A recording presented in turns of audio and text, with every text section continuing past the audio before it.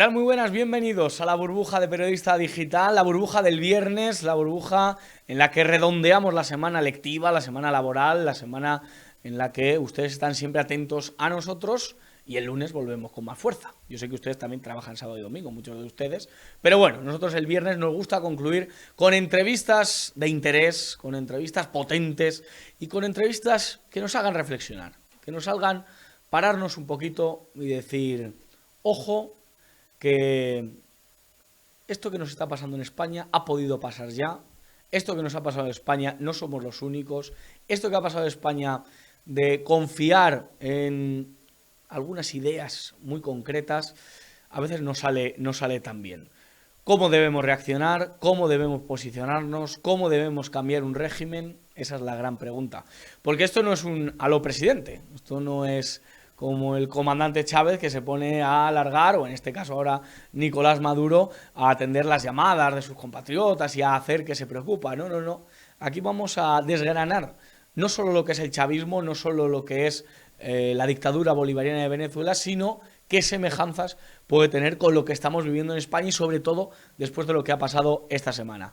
Para hablar de ello tengo el gusto de presentarles a Daniel Lara. Él es youtuber, él es una persona creadora de contenido y que está aquí con nosotros. ¿Qué tal, Daniel? ¿Cómo estás? Muy bien, feliz de estar contigo.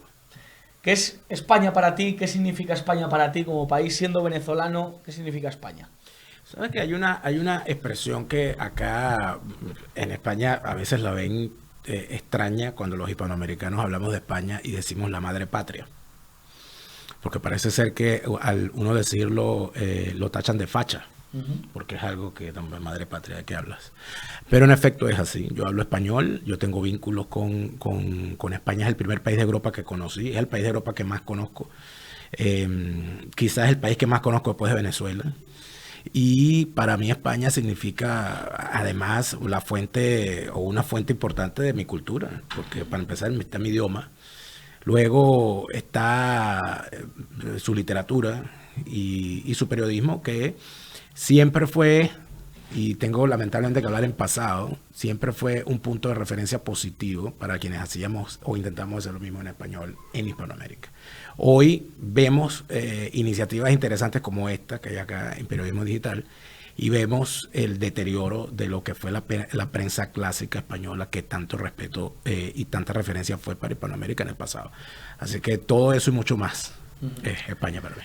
La verdad que si vamos a intentar encontrar esos paralelismos, esas semejanzas entre tu país, tu nación, Venezuela, España, no solo la del idioma, veo como el PSOE ha lanzado, el partido, digamos, que está gobernando aquí en España, está lanzando un mensaje. Atacar al PSOE es atacar a la democracia. Y te pregunto, ¿atacar al chavismo, atacar el régimen bolivariano es atacar a Venezuela? Bueno, depende cómo lo veas. Si lo ves desde el punto de vista del chavismo, el chavismo se inventó un país. El chavismo se inventó además una forma de hacer la cosa. El chavismo es además una expresión de la venezolanidad desde sus taras. O sea, el chavismo tomó las taras, que toda sociedad tiene taras y tiene defectos. El chavismo tomó las grandes taras de nuestra nacionalidad y las convirtió en un movimiento político. Cuando tú escuchabas a Chávez diciendo que ser rico era malo, que era algo que sonaba chocante, pero eso es una idea en Venezuela. Y tanto es una idea que hoy ser rico en Venezuela, ¿qué significa ser rico hoy en Venezuela? Hoy ser rico en Venezuela es ser una persona con privilegios cercanos al poder. Es ser un boliburgués, es ser un enchufado, es ser un delincuente. Por lo tanto, ser rico es malo. Pero en el pasado también lo fue. Entonces, cuando Chávez repite una cosa, dice una cosa como esa, no es que se lo inventó en la mañana, después de desayunar y tal. No, no, no. Es que eso es una idea negativa o que de alguna manera nos tiene a los venezolanos constantemente peleando con el tema de la generación de dinero, con el tema de la riqueza, siendo además un país rentista y clientelar en cuanto a su forma de manejar el tema del trabajo y de la manutención del Estado, etcétera, etcétera. Cuando tú ves al PSOE diciendo que atacar a un partido es atacar a la democracia, entonces uno tendría que preguntarse, yo siempre me lo pregunto, ¿por qué razón el hacer un cerco o un veto contra un partido que es legal porque cumple con las leyes, porque si no cumpliese con las leyes no estaría constituido, no se le permitiría estar en las cortes, no se le permitiría estar en los consistorios, no se le permitiría tener representación, propaganda, actividad de calle, etcétera. ¿Por qué es democrático? ¿Por qué se consideran demócratas personas y políticos que vetan la constitución de partidos, de gobiernos, si hay un determinado partido que es legal y constitucional? Eso no es democrático. Cuando el PSOE y el PP, hasta no hace mucho, y parece que le da por ráfaga, decide que no va a pactar con otro partido que tiene votos y que cumple con la ley y que se llama Vox, para ponerle el nombre y apellido, eso es democrático. Yo lo veo igual en Alemania, que es el caso de AfD, que se ha convertido en los últimos 6 meses en el segundo partido en votación, en intención de voto en Alemania. Habrá que ver cómo les va. Todavía estamos muy lejos de las elecciones. Pero es democrático lo que dice, cuando el PSOE dice que es atacar a la democracia cuando se ataca a un partido que son ellos y cuando se ataca a Vox impidiéndole formar parte de gobierno. Eso es democrático. Entonces, lo de la manipulación es una cosa. O sea, yo tengo una frase nueva que un artista venezolano me la puso en piedra. Es la fase superior de la izquierda es el crimen. O sea, tú dejas llegar a la izquierda al poder y ellos van a llegar al crimen. Tarde o temprano podrán ser simpáticos, podrán ser elegantes, podrán ser, oye, históricos. Entonces uno dice, no, porque que Zapatero es una cosa, pero Felipe González es otra. Y tal. Pero cuando tú los dejas en el poder, cuando tú les permites ser mayoría, cuando tú les permites pasar por encima y cuando le perdonas todos, se te convierten en unos criminales. Y eso lo sabemos en Venezuela, lo sabemos en Cuba, lo sabemos en Nicaragua, lo sabemos en México, lo sabemos en Ecuador, lo sabemos en Bolivia. Es decir, no es algo que se nos ocurrió a los venezolanos porque estamos traumatizados y queremos asustar a la gente diciéndole que van hacia Venezuela y que todo es como Venezuela, sino que es una realidad.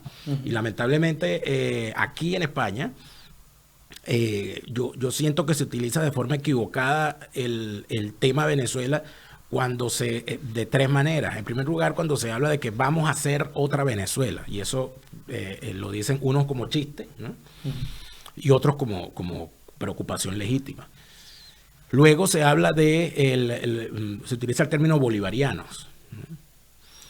Y lo tercero es que se habla de algo que llegó de Hispanoamérica o los efectos que están llegando de Hispanoamérica o de Venezuela en específico hacia España. Y las 3 cosas son mentiras. En primer lugar, España no va a ser otra Venezuela, va a ser peor que Venezuela. Por la simple y sencilla razón de que están en Europa. Por la simple y sencilla razón de que a nadie le va a importar, como a nadie le importó en Venezuela. ¿Okay?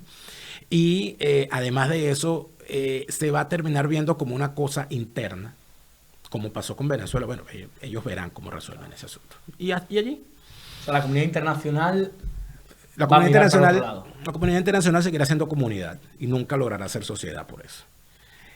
Además de eso, cuando te digo que el tema puede ser peor, es que los venezolanos estamos regados por el mundo, más de 8 millones de venezolanos regados por el mundo buscando dónde demonios nos reciben y dónde nos dejan medio vivir y medio comer y tal.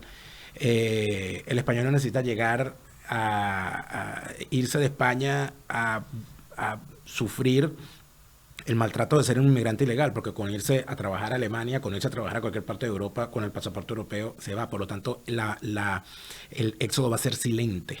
Como de hecho lo están viendo. La ciudad donde yo vivo en Alemania está llena de españoles, de jóvenes españoles, trabajando, cargando cajas en almacenes, a pesar de tener inclusive estudios para estar haciendo cosas mejores. Por lo tanto, allí va eso. Lo segundo es el término bolivariano. Yo pienso que sobre todo sectores de centro derecha, sectores de la derecha española, cuando los ve utilizando el término bolivariano para referirse a los señores de Podemos y a toda esta gente, siento que se equivocan conceptualmente, para empezar, y además de eso, tácticamente. Porque querrámoslo o no, yo no soy bolivariano, nunca lo he sido, pero los bolivarianos existen, hay gente que siente empatía con Bolívar, y además de eso, cada quien lo interpreta a su manera. La izquierda siempre odió a Bolívar. De hecho, la gran reseña de Carlos Marx, la reseña biográfica que hace Carlos Marx en su momento, no recuerdo para qué enciclopedia en su tiempo, sobre Bolívar es demoledora. O sea, él pone a Bolívar como un tiranuelo, caudillista, una cosa que lo descalificó por completo, y eso se le hizo muy difícil, inclusive a los izquierdistas venezolanos, manejar el tema de Bolívar. Bolívar es el referente fundamental del Partido Conservador colombiano, frente a los liberales que eran santanderianos. Bolívar es algo sumamente, o sea, salir y hablar mal de Bolívar frente a un boliviano, que su país se llama Bolivia, es complicado. Inclusive en el Perú, donde hay un poquito más de resistencia, siempre se le va a reconocer a Bolívar su presencia. Es una equivocación táctica, por lo tanto, pero es una equivocación conceptual, porque ellos no son bolivarianos. Pablo Iglesias no es bolivariano, como no lo es Monedero, como no lo es Rejón, como no lo es Yolanda Díaz. Ellos son chavistas. Absolutamente chavistas. Yolanda Díaz es más chavista que Cilia Flores. Es que inclusive hasta se visten iguales. O sea, cuando tú ves la forma de actuar, cuando tú ves una Yone Belarra, que parece salida de la escuela de formación de cuadros de la juventud del PSUV. Cuando tú ves a esta señora, Montero, y la ves hablando con aquella arrogancia del que todo lo sabe, del que todo lo puede y del que nada lo para. O sea, ¿qué estás viendo? ¿Estás viendo un bolivariano? No, estás viendo un chavista. Bolívar no era así. Estás viendo un chavista. O sea, por tanto, hablar de chavismo y de Podemos, la relación es totalmente existente. No solamente es que es totalmente existente, sino que ya llegó al tercer punto, que es algo que aquí, no es que el chavismo lo importaron de Venezuela para traerlo a España. No. El chavismo contó con Podemos, sobre todo en su fase asquerosa, que es la fase de Maduro. O sea, estos tipos de Podemos, el Monedero, el Rejón, bueno, los videos están allí, pero inclusive los fundadores, los ideólogos, ¿no? Entre otros, Monedero, que es el más escandaloso, estuvieron temporadas largas en Venezuela encerrados con Chávez, inventando barbaridades para someter al pueblo venezolano. Y eso pareciera que lo hubiesen hecho, y de repente aparecen aquí con dinero venezolano, montándose un partido e inventándose y montando lo que se han montado. O sea, dinero venezolano ha habido. Dinero venezolano ha habido. Hay varios juicios contra Monedero por el asunto. Hay además de eso confesiones de personalidades ya salidas del chavismo que han dicho todo lo que hacía por llevarle dinero. Hay un exministro de Chávez que está exiliado en los Estados Unidos, porque Tarek El Aissami lo iba a matar y él escapó después de la muerte de Chávez, llamado Rafael Licea. Este señor, que es un delincuente y que estuvo en el golpe de Estado el 4 de febrero del 92, etcétera, él es una de las personas que señala que él personalmente dio dinero a la gente de Podemos y que se sabían cuáles eran los manejos y todo aquello. Pero es que más allá de eso, hay cosas que hay que ver de cerca. ¿Quién? Y yo no veo que aquí se pregunte en España, que es algo que me preocupa. ¿Quién paga los viajes de Zapatero a Venezuela? O sea, ¿los paga él de su bolsillo? ¿Tiene tanto dinero para viajar de la forma como viaja, de forma constante a Venezuela, quedarse en los mejores hoteles, andar trotando con escolta? O sea, ¿quién paga eso? Eso quería preguntarte. ¿Cuál es el papel de Zapatero? Él habla de mediador, él habla de intentar poner paz en medio de lo que él llama el conflicto. ¿Cuál es el papel real de Zapatero en Venezuela? Hacerle el trabajo al chavismo. Darle rostro internacional a una supuesta medida, a una supuesta salida. Mira, en Venezuela han habido, desde que llegó el chavismo al poder, en el año 99, hasta el día de hoy, ha habido 26 mesas de negociación. Todas, es más, en algunas están los mismos actores. 26 mesas de negociación para negociar nada, para simular que se negocia, para entregar 2 o 3 mendrugos, y para llevar a esa oposición falsaria siempre al camino que ellos necesitan, que es el camino electoral. Ellos necesitan de forma urgente tener a una oposición fuerte desde el punto de vista de la convocatoria para poder movilizar gente que vaya y participe en unas elecciones fraudulentas, porque son fraudulentas. ¿Hay elecciones libres en Venezuela? La última elección libre que hubo en Venezuela fue el 6... y cuidado, ¿no? El 6 de diciembre del año 98, que fueron las elecciones que ganó Chávez. Y digo que fueron libres, entre comillas, y cuidado, porque hay muchísimas formas de robarse una elección. Hay muchísimas formas de trampear un sistema. Hay muchísimas formas de hacerlo. En el pasado lo hacían de una forma manipuladora y ya luego lo hicieron directamente. Que por cierto, las primeras máquinas con las que el chavismo se robó la elección eran las máquinas de Indra. La misma que está aquí en España, contando los votos. Por tanto, el chavismo no ha ganado por voluntad popular ninguna elección en Venezuela. Han trampeado el sistema electoral de una forma y de una manera que han ido perfeccionando con el paso del tiempo. Lo primero que hicieron fue torcer el tema de la representación de las minorías y el tema del método D'Hondt. Lo primero que hicieron fue, lo más escandaloso que yo recuerdo que uno decía, pero esta gente ¿para dónde va? Fue cuando decidieron pasar por encima de las leyes, pasar por encima de la Constitución para inventarse una Constitución a la medida del chavismo. Chávez, lo tengo en la mente, esa imagen, jurando la Constitución y diciendo, juro por la moribunda Constitución. Sobre esta moribunda Constitución. Que me hace un paralelismo a lo que dicen los independentistas, a lo que dice, digamos, la izquierda española hoy, que quiere derogar la Constitución. Exactamente. Pero allí es donde comienza con todo eso, toda una serie y yo creo que por esto es tan importante lo de la oposición, ¿no? Y lo de la sociedad. Y no son gestos, porque estas cosas no son gestos. Cuando tú tienes a un hombre que debe jurar, cumplir y hacer cumplir la Constitución, y se burla del juramento, en ese momento el presidente saliente, Rafael Caldera, y el otro opositor que estaba allí en la directiva, que era Enrique Capriles Radonsky, que era el presidente de la Cámara de Diputados, debieron haber parado el acto. Dice, no, hasta que no jure no está juramentado. Y no lo hicieron. Y allí empezó nuestra desgracia. Luego vino la burla de la presidenta de la Corte Suprema de Justicia, que todavía anda por ahí dándose la opositora, que permitió que Chávez se burlara del texto constitucional para convocar a una constituyente, cosa que no podía hacer. Y luego que la convoca, se crea un sistema electoral donde, gracias a los resultados obtenidos por la burla del tema de la representación proporcional de la minoría, el chavismo con el 57% de los votos se quedó con el 99% de los escaños. Y la representación del país, que votó cerca de más del 45% en contra del chavismo, se quedó con 3 o 4 curules en esa constituyente. Ya allí empieza, por supuesto, empieza a consagrarse el gran fraude, se hace una constitución a la medida de Chávez y del chavismo.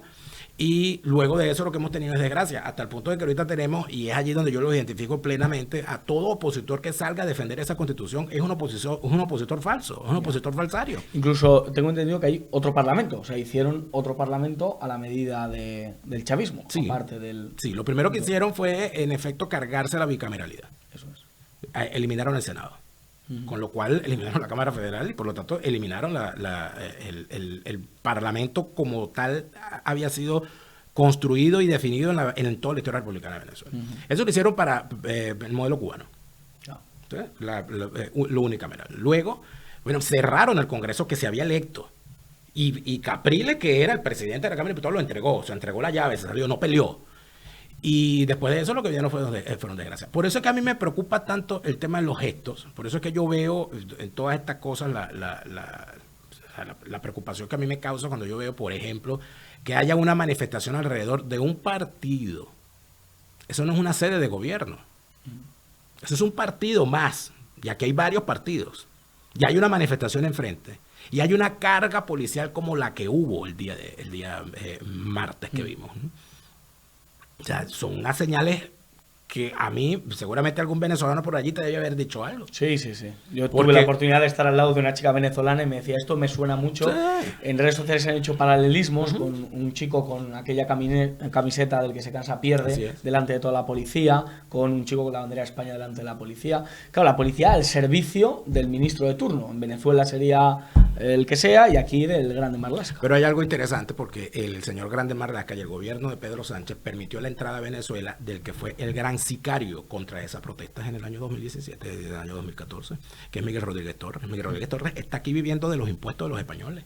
Miguel Rodríguez Torres está aquí en este país con una medida de asilo político que no tienen, medida de protección que no tienen todos estos chicos que andan haciendo rider y delivery por todas las calles de Madrid, por todas las calles de España, porque por donde llego, Dios mío, me consigo un muchacho venezolano con una bicicleta repartiendo comida. Eso no lo tiene. Y entonces se trajeron a ese delincuente para acá y se trajeron a la otra delincuente que era cómplice de él, que es Luis Ortega Díaz. Bueno, pero tienen unos maravillosos asesores. Y cuando uno ve la deriva hacia donde va esto aquí en España, uno empieza a entender cuál era el rol de Zapatero y por qué se trajeron a esa gente para acá. Son unos extraordinarios asesores. ¿Zapatero tiene una mina de oro en Venezuela? Eso lo dice la señora Piedad Córdoba. Hay que preguntarle a ella. que no lo ha dicho más, porque ella se quejaba de que Zapatero tenía una mina y ella no, como diciendo, caramba, pero yo qué, ¿y dónde está la mina mía? Se nos ha olvidado la situación de Delcy Rodríguez, lo que supuso aquí en España. Se cargaron al ministro Ábalos, pero poco más. La mujer llegó a pisar el suelo español, tenía maletas cargadas, entendemos que de oro o de algún material de buenas que le viniera intenciones. bien, efectivamente. Pero también es como que hemos mirado para otro lado y el gobierno sistemáticamente, con relación a Venezuela, siempre mira para otro lado. ¿Por qué se produce este fenómeno? Bueno, porque estamos hablando de mucho dinero. Estamos hablando de que en este momento, en esa negociación que hubo en Barbados, la última, lo que está en juego de verdad son el pago de 30.000 millones de dólares de bonos de la deuda venezolana. Estamos hablando de que una de las cosas que le ha permitido, hablando de minas, y que le va a permitir el gobierno de los Estados Unidos a Venezuela, o mejor dicho, al régimen venezolano, es quitarle las medidas que le restringía la venta de oro y de productos minerales extractivos extraídos del arco minero. Arco minero que, por cierto, ha devastado buena parte del territorio selvático de Venezuela sin que ninguno de estos ecologistas rojos que hay por acá se queje nunca jamás de eso. Y ahí tenemos una situación, esa es la fuente principal del dinero de los jerarcas chavistas, las minas. Hablabas de las manifestaciones de esta semana. Vamos a poner un vídeo en el que Hugo Chávez se refiere a cómo acabar con, digamos, la oposición que se manifiesta en los años en los que tenía vida Hugo Chávez. Vamos a verlo y a ver si encontramos paralelismo con lo que sucedió el martes en Madrid. Ministro del Interior, écheles gas. Écheles gas y disuelva cualquier guarimba. Nosotros no podemos comenzar ya mostrando debilidades como gobierno. No podemos. Échenle gas, la gente aplaudiendo con mucho fervor y con mucha fuerza. ¿Qué podemos decir? Eso fue en el año 2009, en el marco de progresar que Chávez se mandó a hacer una constitución y después le quedó pequeña. O sea, él mismo estaba inconforme. Dice, no, me hace falta más. Entonces él se la mandó a modificar en el 2009 y ese acto fue en el acto de campaña para que la gente votara a favor de la nueva constitución. Pero más allá de las palabras, el tema no son las palabras, el tema son los hechos. En efecto, en Venezuela se anuló el derecho a la protesta, se anuló el derecho a reunión, se anuló el derecho a los opositores se les ha gaseado, se les ha maltratado, se les ha cancelado. El gas fue lo más bonito que nos hicieron. O sea, en Venezuela se asesina gente. En Venezuela tenemos unos calabozos tenebrosos que no hay forma ni cómo describirlo. En Venezuela hemos visto cómo a un concejal lo detienen en la mañana y a la tarde lo lanzan del piso 10 del edificio del SEBIN. En Venezuela hemos visto cómo al capitán Acosta Arévalo lo molieron a palos acusándolo de estar metido en un golpe de Estado y lo llevaron moribundo frente al juez y frente al juez se murió. En Venezuela hemos visto cosas como esas. O sea, el gas, bueno, por supuesto que es una cosa que escandaliza porque en Europa, lamentablemente, yo tengo 6 años viviendo en Europa. Y no digo esto como forma de burlarme, ni mucho menos, pero es que hay unos europeos a los que les encanta un gorila siempre cuando esté del otro lado del Atlántico. Claro. Y cuando ven el gas aquí, o sea, se escandalizan, pero son capaces de sentarse con unos tipos que, como Daniel Ortega hace lo que hace, o como Díaz Canel hace lo que hace, o como Maduro hacen lo que hacen.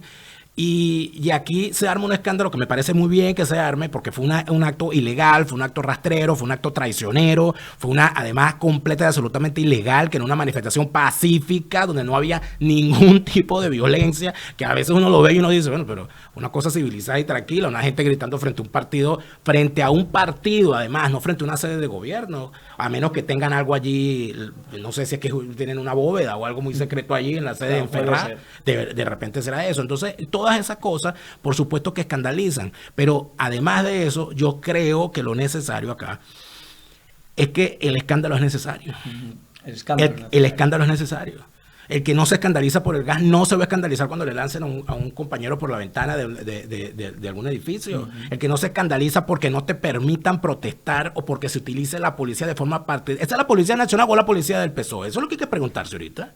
Porque cuando tú ves el video que vimos de Chávez gritando lo que grita, Pedro Sánchez no lo va a gritar, pero lo va a hacer.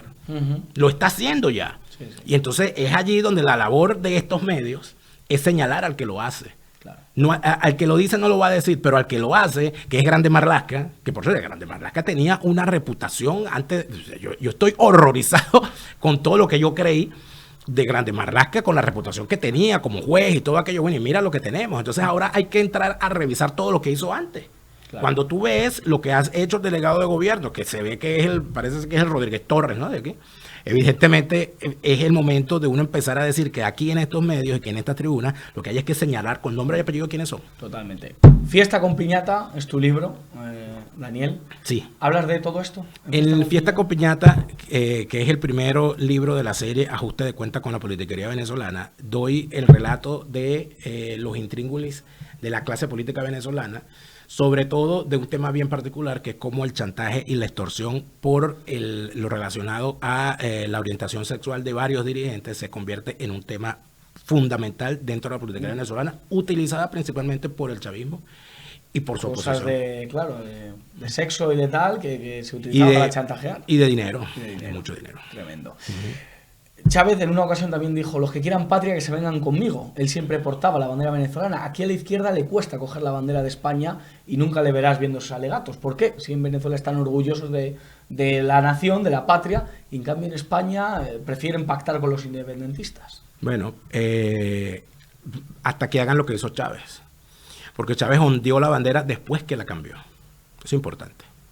Chávez modificó la bandera. Chávez modificó los símbolos patrios. Y la bandera le puso una estrella más, tiene 8 estrellas, y al escudo le quitó el caballo, o sea, hizo toda una cantidad de cosas que, por supuesto, cuando él sale ondeando la bandera, esa es su bandera.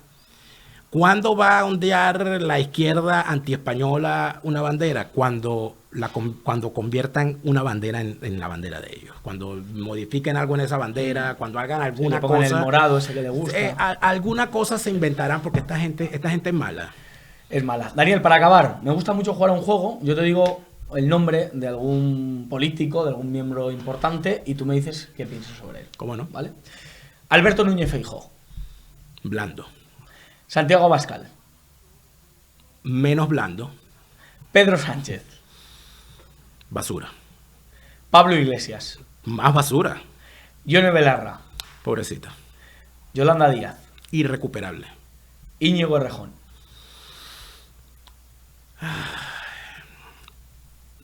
Más peligroso que los anteriores. Nicolás Maduro. Es un Errejón con bigotes. Hugo Chávez. Se murió y no vuelve. Díaz Canel.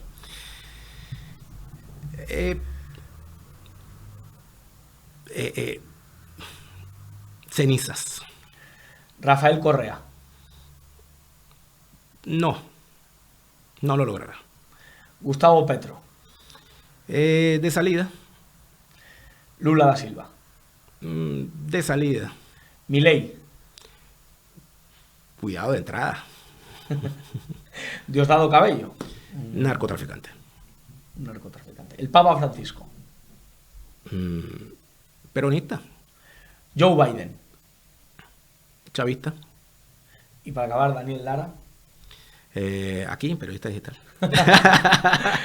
Amigo, muchísimas gracias. Bueno, tenemos tu libro, Fiesta con Piñata, que lo pueden mirar en Amazon. Nuestra Marta nos lo pone. En Amazon se puede encontrar, sí, ¿verdad?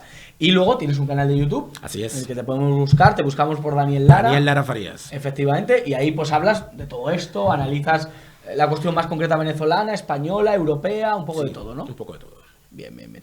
Pues muchísimas gracias por estar en Periodista Digital, por estar en La Burbuja, y te esperamos que vengas pronto por aquí. Así será. Aquí está tu casa, de verdad. Y viva Venezuela libre. Que viva. Y España libre también, ¿eh? También España libre. Viva España. Pues nosotros acabamos este programa de viernes de La Burbuja. Mañana tenemos cancelados a las 6 de la tarde. Después tendremos el domingo La Cosa Está Muy Negra con Bertrán Endongo. Y el lunes volvemos con La Burbuja, ¿eh? La verdad que por escándalo, como nos decía Daniel, no va a faltar. Que no se lo cuenten porque ya se lo contamos nosotros. Le doy las gracias a Marta García, nuestra jefa técnico. Y como siempre digo, alejen a los niños del televisor y aléjenles de Irene Montero. Que Dios les bendiga.